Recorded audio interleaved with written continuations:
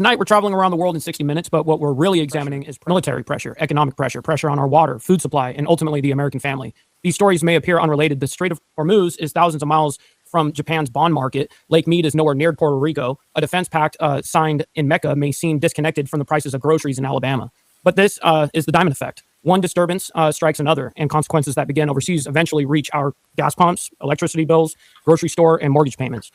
Start with the Strait of Hormuz. Before the war, roughly 1/5 of the world's oil and liquefied natural gas moved through that narrow passage, which we've discussed ever since this whole war started. Today, Iran says the strait remains closed. President Trump says it's open, and the shipping data places the truth somewhere in between. Ships are moving under heavy protection, but traffic remains far below normal. Now, Oman, which shares the strait with Iran, has traditionally served as a diplomatic bridge, is negotiating a proposed transit route right now. President Trump has now warned Oman not to interfere with American efforts to reopen the waterway.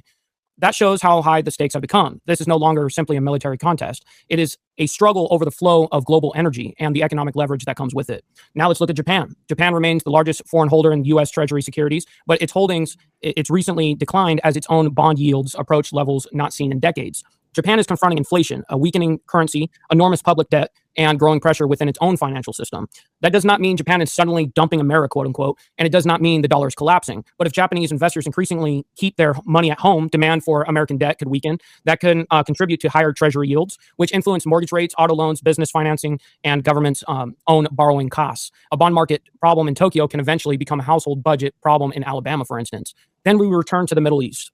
Saudi Arabia, Turkey, and Pakistan have signed a mutual defense agreement declaring that an attack against one will be treated as an attack against all three. These countries have not suddenly become enemies of the United States, but they are preparing for a world in which they may not be able to depend exclusively on Washington. Saudi Arabia brings money and energy. Turkey possesses NATO's second largest military, and Pakistan is the nuclear-armed state. The agreement's exact military obligations remain unclear, and it may never operate like NATO, but the message is unmistakable. American partners are hedging their bets and building a security structure capable of acting more independently. Meanwhile, another pressure is building closer at home. Puerto Rico is facing drought, agricultural water rationing, declining reservoirs, and forecast favoring continued heat and below normal rainfall.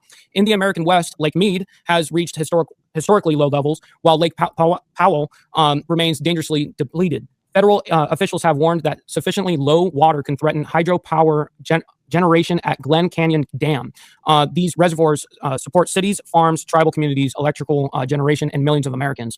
When the water falls, governments must decide who receives less. I mean, that just logically makes sense. Farmers may plant fewer acres. Hydropower can decline. Electricity can become more expensive.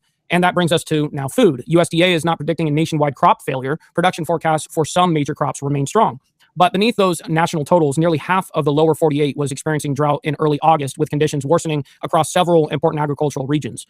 America may produce enough food overall, while individual farmers, ranchers, and communities suffer serious losses. Combined drought with higher fuel prices, fertilizer costs, and transportation disruptions, and the cost of moving food from yield to your kitchen can still rise. So is the world right now entering a new crisis? Maybe not one sudden dramatic collapse. What we may be witnessing is several critical systems coming under pressure at the same time. War constricts energy supplies. Energy costs feed inflation. Bond markets demand higher returns. Higher rates squeeze families. Drought restricts water. Water shortages threaten electricity and agriculture, and nations form new alliances as they prepare for what comes next. Now, this is the diamond effect. Tonight, we're not going to sell you a panic. We're not claiming the dollar will collapse tomorrow. America is running out of food, or every new alliance represents the end of American power. But we will not ignore the warning signs simply because the full consequences have not arrived yet. War, water, money, food. 4 subjects, but connected with one story.